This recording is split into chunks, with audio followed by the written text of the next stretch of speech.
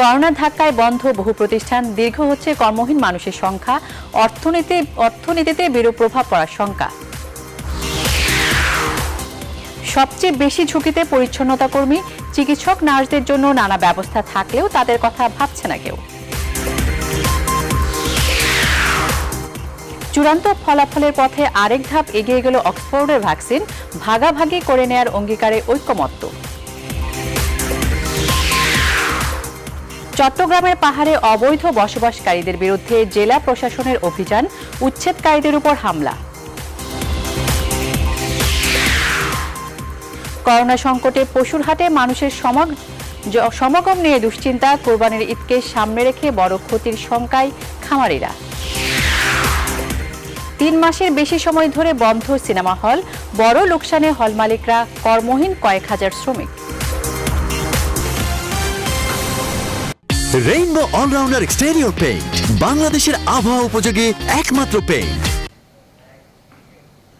স্বাগত বেলা 12টার সংবাদে, সাথে আছি আমি আসমা তুলি। দেখছিলেন শিরোনাম, এবারে বিস্তারিত। প্রতিনিয়ত বাড়ছে কর্মহীনদের সংখ্যা। করোনা মহামারীর এ সময়ে যখন অর্থনীতি সংকটে, তখন বন্ধ হচ্ছে অনেক প্রতিষ্ঠান। কেউ বা ব্যয় কমানোর নানা উপায় খুঁজছেন। সব মিলিয়ে কর্মহারানো মানুষের সারি দীর্ঘ থেকে দীর্ঘতর হচ্ছে। আর এই সারিতে অস্থায়ী কিংবা খণ্ডকালীন কর্মী এবং শ্রমিকের সংখ্যা তুলনামূলক বেশি। কর্মহারানোর ঝুঁকিতে আছেন প্রবাসীরাও। এই সংকট কাটাতে এখনই কর্মপরিকল্পনা তৈরি করে কাজ শুরু করার আহ্বান সংশ্লিষ্টদের। বিস্তারিত নাজিয়া কণা রিপোর্টে। করোনাকালে মানুষের স্বাভাবিক জীবন জীবিকাই এখন বড় হুমকির মুখে। স্থবির বিশ্ববাজার, সংকটে দেশীয় বাজারও। ফলে বাড়ছে অর্থ সংকট, যা কবে কাটবে তাও অনিশ্চিত। এমন অনিশ্চয়তায় কর্মহীন মানুষের সারিও দীর্ঘ হচ্ছে। কারণ বন্ধ হওয়ার পথে অনেক ব্যবসা প্রতিষ্ঠান। কেউ কেউ মুনাফা নয়, টিকে থাকার চেষ্টাতেই ব্যয় কমাচ্ছেন প্রতিষ্ঠানের। তবে ব্যয় কমানোর পথ যেন কেবল কর্মী ছাঁটাই। এজন্য যেসব পেশাজীবীর কর্ম আছে তারাও কর্ম হারানোর শঙ্কায় ভীত।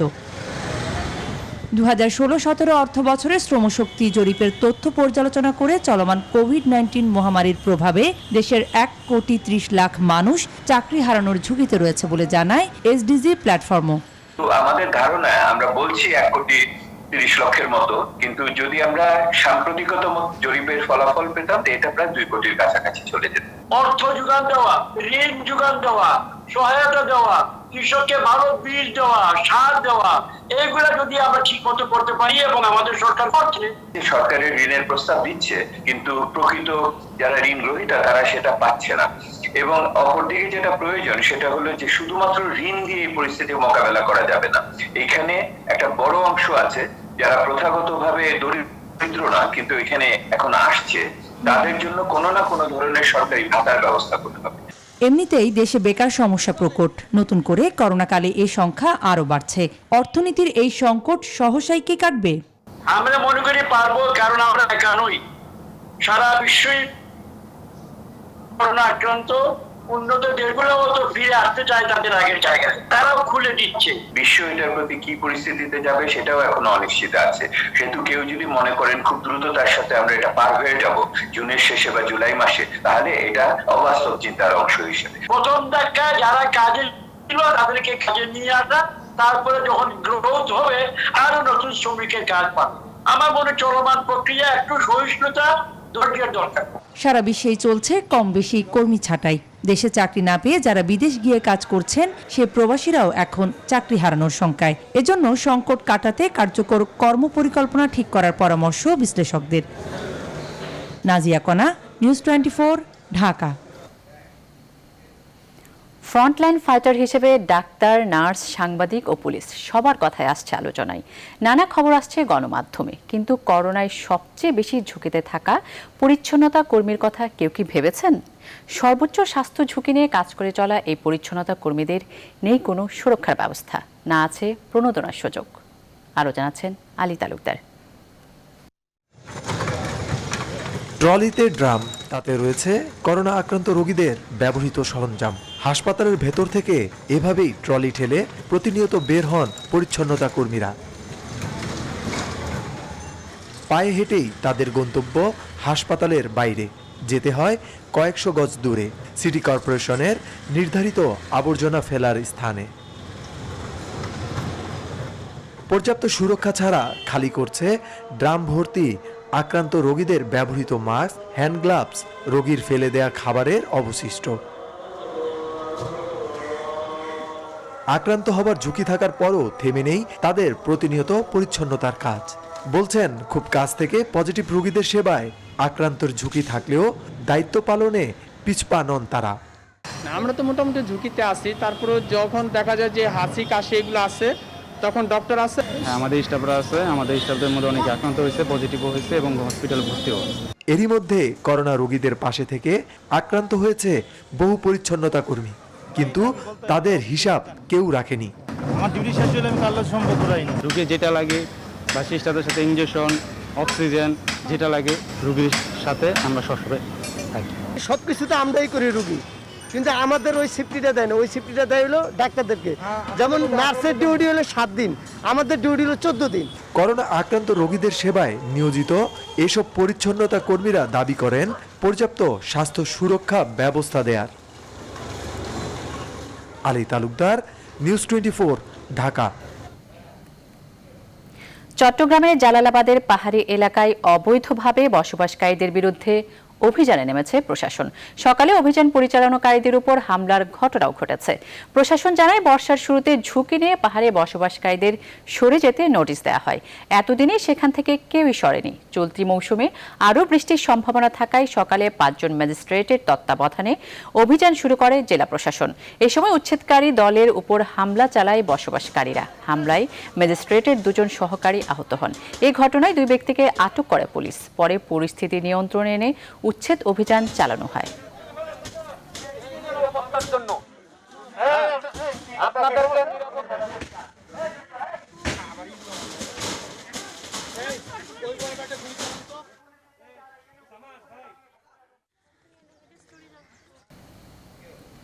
চট্টগ্রামের পাহাড়ে অবৈধভাবে বসবাসকারীদের বিরুদ্ধে অভিযান চালানোর সময় উচ্ছেদকারীদের উপর হামলার ঘটনা ঘটেছে। বিস্তারিত জানাতে চট্টগ্রাম থেকে যুক্ত হচ্ছেন সহকর্মী ফাতেমা জান্নাত মোমো।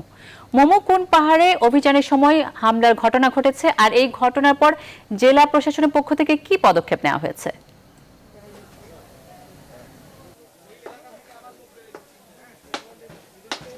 ধন্যবাদ তুলি। আমি আছি এখন চট্টগ্রাম জালালাবাদ এলাকায়। এই পাহাড়ে কিন্তু বিভিন্ন মানুষ ঝুঁকি নিয়ে বসবাস করছেন, পাহাড়ের পাদদেশে বসবাস করছেন।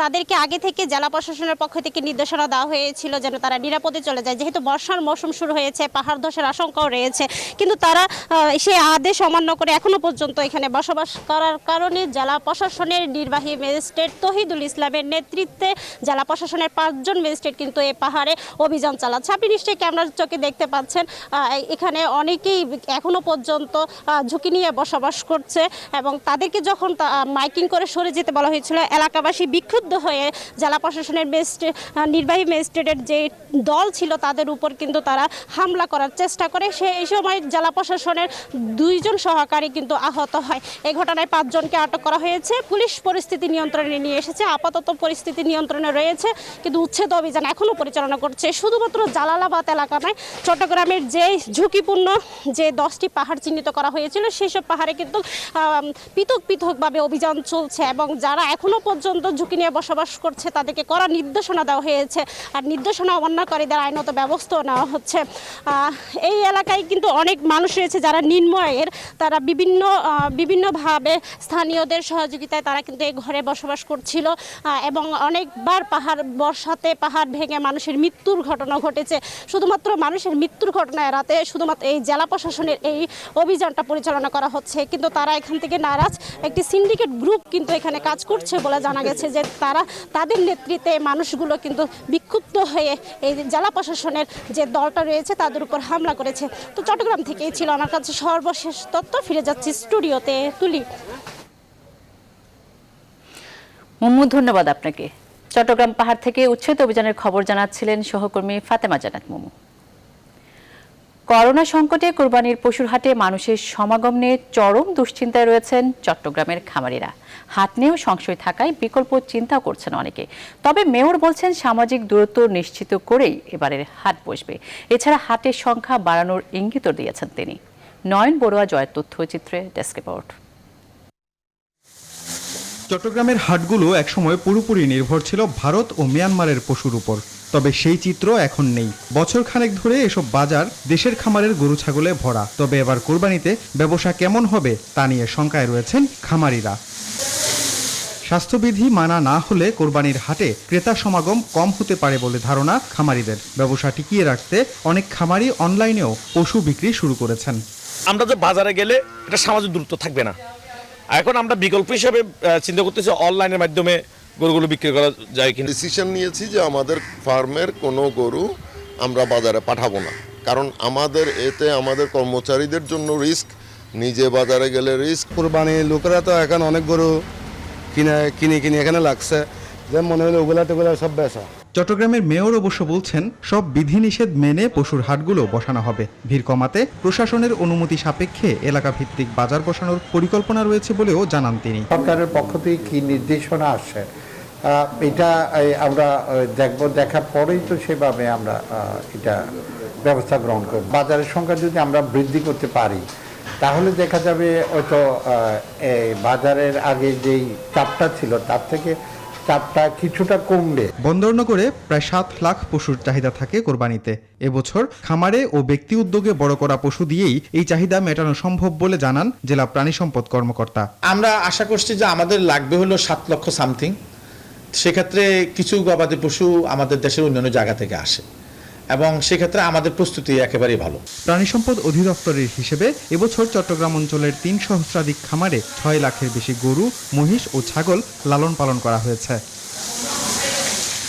Desk report, news 24। করোনাকালে হ্যান্ড স্যানিটাইজার সহ ব্যক্তিগত সুরক্ষা সামগ্রীর ব্যাপক চাহিদা। এই সুযোগকে কাজে লাগিয়েছে কিছু অসাধু ব্যবসায়ী। নামি দামি কোম্পানির নকল পণ্যে এখন সয়লাভ বাজার। এ নিয়ে প্রশাসনের অভিযানের পরও থামছে না প্রতারণা। এই ব্যাপারে কঠোর পদক্ষেপের হুঁশিয়ারি দিয়েছেন জেলা প্রশাসক।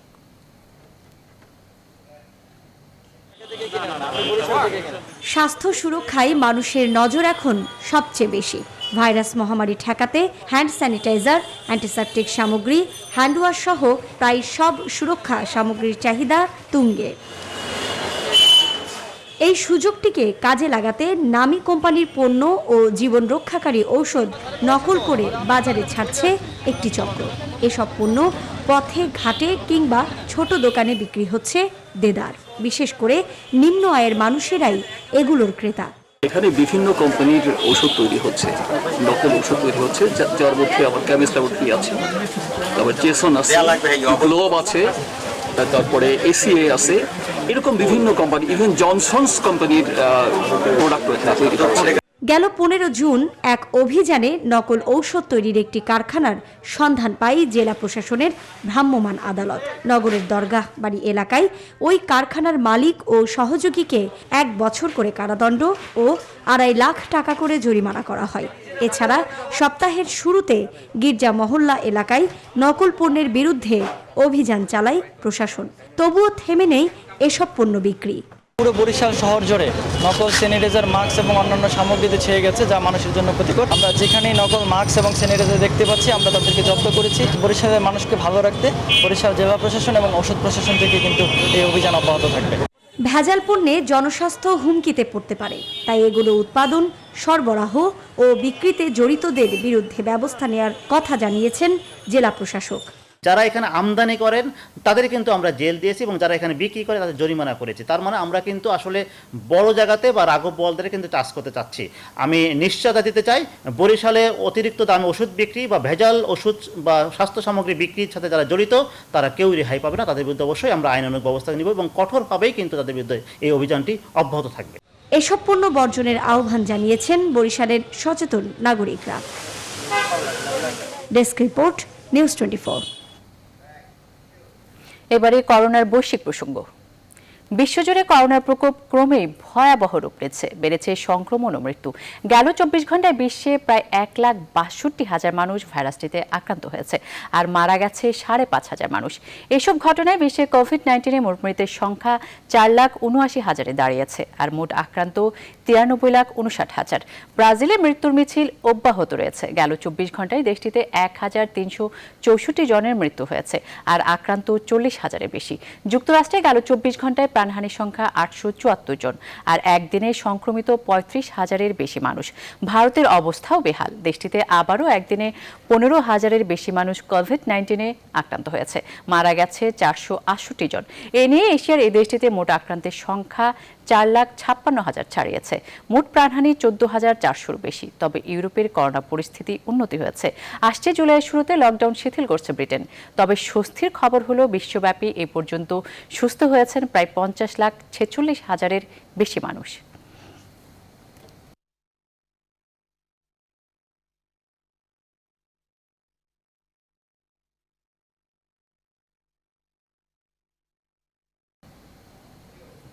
ব্রিটেনের অক্সফোর্ড বিশ্ববিদ্যালয় তৈরি ভ্যাকসিন চূড়ান্ত সাফল্যের পথে আরও এক ধাপ এগিয়ে গেল। এবার ভ্যাকসিনটির শুকরদেহে প্রয়োগেও পাওয়া গেছে আশাব্যঞ্জক ফল। মঙ্গলবার ভ্যাকসিনটির সহযোগী প্রস্তুতকারক কোম্পানি অ্যাস্ট্রাজেনেকা এই তথ্য জানিয়েছে। এদিকে ভ্যাকসিনটি আবিষ্কার হলে সবার সঙ্গে ভাগাভাগি করার চীনের অঙ্গীকারকে স্বাগত জানিয়েছে বৈশ্বিক ভ্যাকসিন ও টিকা জোটের প্রধান সেথ বার্কলি। বিস্তারিত ডেস্ক রিপোর্টে। টেডক্স 1nCoV-19 ভ্যাকসিনটি তৈরি করছেন মূলত ব্রিটেনের অক্সফোর্ড বিশ্ববিদ্যালয়ের বিজ্ঞানীরা। আর এই বিজ্ঞানীরা ভ্যাকসিনটির উন্নয়ন এবং উৎপাদনের জন্য কাজ করছেন ওষুধ প্রস্তুতকারক কোম্পানি অ্যাস্ট্রাজেনেকার সঙ্গে। তারা জানান অক্সফোর্ডের তৈরিকৃত কোভিড-19 ভ্যাকসিনটি শূকরের দেহে 1 ডোজের পরিবর্তে 2 ডোজ প্রয়োগ করায় তাতে উচ্চ মাত্রার অ্যান্টিবডি তৈরি করেছে। আর এই আশাব্যঞ্জক ফলের মধ্য দিয়ে অক্সফোর্ড বিশ্ববিদ্যালয়ের তৈরি ভ্যাকসিনটি চূড়ান্ত সাফল্যের সম্ভাবনা আরও এক ধাপ বাড়ল। এছাড়া ভ্যাকসিনটি ইতিমধ্যে মানবদেহে পরীক্ষামূলক প্রয়োগের দ্বিতীয় ধাপে রয়েছে। অ্যাস্ট্রাজেনেকা আশা করছে চলতি বছরের শেষ দিকে ভ্যাকসিনটির কার্যকারিতার ব্যাপারে তারা চূড়ান্ত তথ্য উপাত্ত দিতে পারবে। বিশ্বজুড়ে কোভিড-19-এর অন্তত 1 ডজন ভ্যাকসিন মানবদেহে পরীক্ষার পর্যায়ে রয়েছে। এছাড়া শতাধিক ভ্যাকসিন তৈরির বিভিন্ন ধাপে রয়েছে। তবে কোনো ভ্যাকসিনেই এখন পর্যন্ত ট্রায়ালের তৃতীয় ধাপ উতরাতে পারেনি। আর কোনো ভ্যাকসিনের চূড়ান্ত সাফল্য পেতে হলে শেষ অর্থাৎ তৃতীয় ধাপের ক্লিনিক্যাল ট্রায়ালে সফল হতে হবে। তবে চীনের বিজ্ঞানীদের তৈরি অন্তত 6টি সম্ভাব্য করোনা ভ্যাকসিন মানবদেহে পরীক্ষামূলক পর্যায়ে রয়েছে। এই ঘটনায় সম্প্রতি চীন অঙ্গীকার করেছে তারা ভ্যাকসিন আবিষ্কার করতে পারলে তা বিশ্বব্যাপী সরবরাহ করবে। আর বেইজিংয়ের এই অঙ্গীকারকে সাধুবাদ জানিয়েছে বৈশ্বিক ভ্যাকসিন ও টিকা জোটের প্রধান সেথ বার্কলি। আসমা তুলি, নিউজ 24। সময় হলো বিরতির, সঙ্গেই থাকুন। আবারও স্বাগত বেলা 12টার সংবাদে। নর্থ ম্যাসেডোনিয়ার একটি ট্রাক থেকে 64 বাংলাদেশি অভিবাসীকে আটক করেছে পুলিশ। গ্রিস সীমান্তের কাছে একটি মহাসড়কে সোমবার ভোররাতে তাদের আটক করা হয় বলে জানিয়েছে মার্কিন বার্তা সংস্থা এপি। জানায় নর্থ ম্যাসেডোনিয়ার দক্ষিণ পূর্বের স্ট্রোমিকার কাছে পুলিশ পরিদর্শনের সময় ট্রাকের ড্রাইভার পালিয়ে যায়। তাই মঙ্গলবার পুলিশের বিবৃতিতে অভিবাসীদের বিষয়ে বিস্তারিত কিছু জানা যায়নি। এদিকে আটক অভিবাসীদের সীমান্ত শহর গেভগালিজাতে স্থানান্তর করা হয়েছে। সেই সঙ্গে প্রস্তুতি নেওয়া হচ্ছে ফিরিয়ে দেওয়ার। 2015 সাল থেকে বলকান অভিবাসন রুট বন্ধ রয়েছে। গ্রিস ও নর্থ ম্যাসেডোনিয়ার সীমান্ত মহামারী করোনার কারণে এই বছরের শুরুতে বন্ধ করে দেওয়া হয়। তবে সীমান্ত এলাকায় মানব পাচার অব্যাহত রয়েছে বলে জানায় পুলিশ।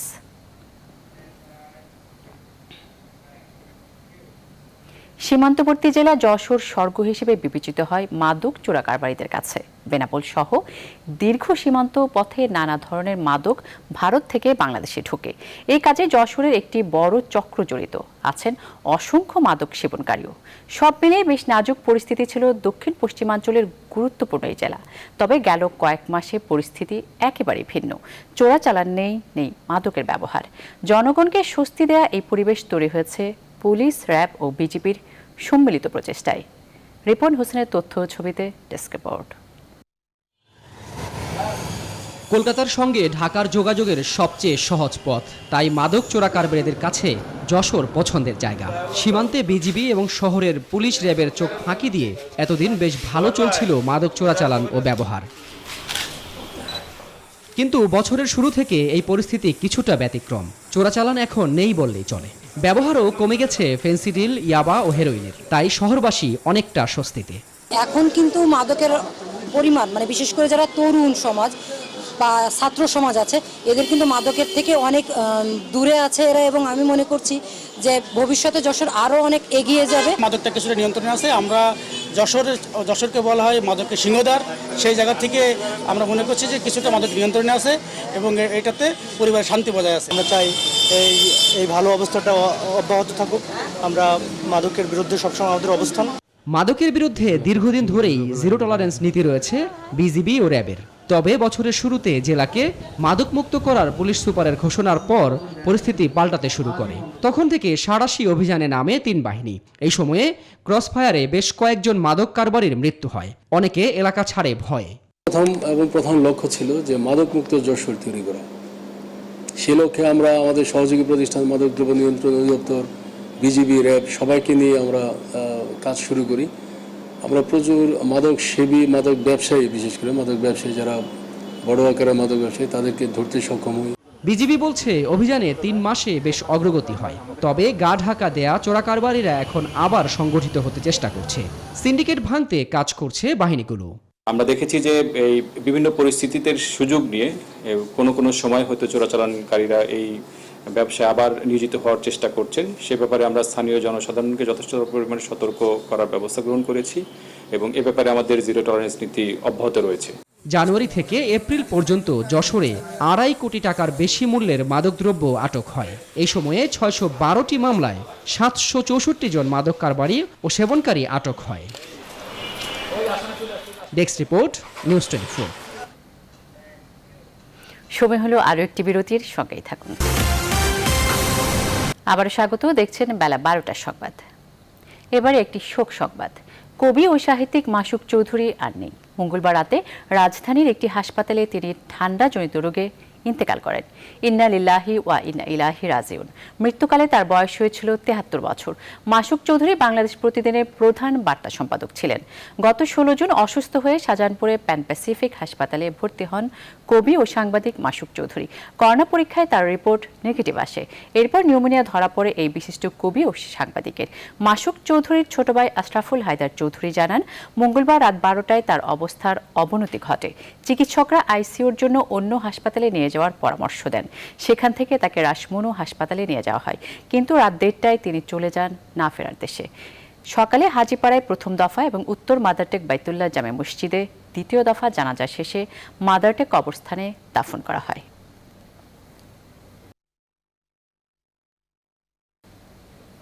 মেক্সিকোর দক্ষিণাঞ্চলে 7.4 মাত্রার শক্তিশালী ভূমিকম্পে কমপক্ষে 4 জনের মৃত্যু হয়েছে। সেই সঙ্গে আশেপাশের প্রশান্ত উপসাগরীয় উপকূলে সুনামির সৃষ্টি হয়েছে। মঙ্গলবার সকালে দেশটির ওয়াক্সাকা রাজ্যে এই ভূমিকম্প অনুভূত হয়। আর ভূমিকম্পের পরে ওয়াক্সাকা উপকূলে সুনামি দেখা দিয়েছে বলে জানিয়েছে মেক্সিকোর ভূতাত্ত্বিক জরিপ বিভাগ। এই ঘটনার কাছাকাছি শহরের সৈকতে সমুদ্রপৃষ্ঠের উচ্চতা 2 ফুট বেড়েছে। তাই উপকূলীয় এলাকা থেকে বাসিন্দাদের সরে যাবার নির্দেশ দেওয়া হয়েছে।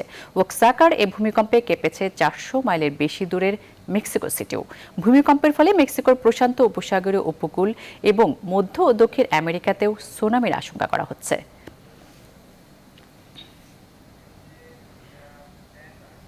টানা 3 মাস সিনেমা হল বন্ধ। প্রেক্ষাগৃহ বন্ধ থাকার সময় যত দীর্ঘ হচ্ছে, তত বিপাকে পড়ছেন ঢাকা ও ঢাকার বাইরের হলগুলোতে নিয়োজিত হাজারো কর্মচারী। এরই মধ্যে অনেকে হল বন্ধের ঘোষণাও দিয়েছেন। এমন বাস্তবতায় সরকারি প্রণোদনার দাবি জানানো হয়েছে প্রদর্শক সমিতির পক্ষ থেকে। বিস্তারিত জানাচ্ছেন ফাতেমা কাউসার। এক যুগ আগে সারা দেশে সিনেমা হলের সংখ্যা ছিল 1400। প্রদর্শক সমিতির তথ্য অনুযায়ী সারা দেশে বর্তমানে সচল হলের সংখ্যা মাত্র 68টি। করোনা সংকটে এই সংখ্যা আরও কমার আশঙ্কা তাদের। দেশের সবচেয়ে বড় সিনেমা হল যশোরের মনিহার, যেখানে কর্মরত 32 জন কর্মচারী 4 মাস থেকে বেতন না পেয়ে মানবেতর জীবনযাপন করছেন। এই চিত্র জেলার আরও 6 হলের।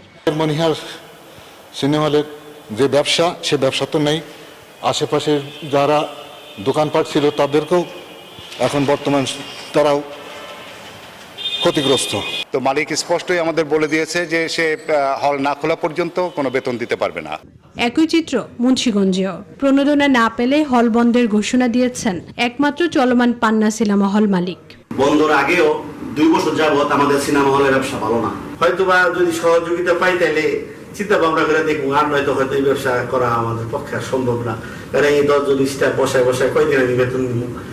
রাজধানী ঢাকার চিত্র ভিন্ন নয়। 42টা হল থাকলেও সংখ্যাটা কমে দাঁড়িয়েছে এক অঙ্কের ঘরে। ব্যবসা মন্দ হওয়ায় বন্ধ হচ্ছে টিকাতলির অভিষেক সিনেমা হলও। 4 লাখ টাকা প্রতি মাসে মাসে লস দেওয়া আছে, ওই নেট কাউন্টারে রাখবো, অফিসার রাখবো না। এদিকে সিনেমা ব্যবসা না থাকায় কর্মচারীদের বেতন দিতে হিমশিম খাচ্ছেন হল মালিকরা। এমন বাস্তবতায় সরকারি সহযোগিতার দাবি বাংলাদেশ চলচ্চিত্র প্রদর্শক সমিতির নেতাদের। সিনেমা হল যদি না বাঁচে তাহলে প্রডিউসাররা যতই সিনেমা বানায় বা ইম্পোর্ট করুক বা সিনেমা বানায় কোনো লাভ নাই। প্রত্যেকটি সিনেমা হলের মালিকদের চিঠি নিয়ে আমরা যাব, আমাদের কর্মচারীর কথা চিন্তা করে, সিনেমা হলের যন্ত্রের কথা চিন্তা করে আমাদের এই প্যাকেজটা যাতে দ্রুত বাস্তবিত হয় তার জন্য আমরা মন্ত্রী মহোদয়ের কাছে অনুরোধ জানাবো। বাংলা চলচ্চিত্রের ইতিহাসে এবারই প্রথম ঈদে বন্ধ ছিল প্রেক্ষাগৃহ। করোনা পরবর্তী সময়ে বাংলা সিনেমার ভবিষ্যৎ কি, সেটি এখন দেখার বিষয়। ফাতেমা কাউসার, নিউজ 24, ঢাকা। করোনাকালীন সময়ে এবার পেছালো সবচেয়ে বড় আকর্ষণীয় পুরস্কার বিতরণী অনুষ্ঠান অস্কার। 2021 সালে 28 ফেব্রুয়ারি অস্কার বিতরণের কথা থাকলেও 2 মাস পিছিয়ে তা নেওয়া হয়েছে 25 এপ্রিল। অন্যদিকে অনির্দিষ্টকালের জন্য স্থগিত করা হয়েছে গভর্নর্স অ্যাওয়ার্ডস। এছাড়াও ডিসেম্বরে academy museum of motion pictures খোলার কথা থাকলেও তা পেছানো হয়েছে 30 এপ্রিল পর্যন্ত।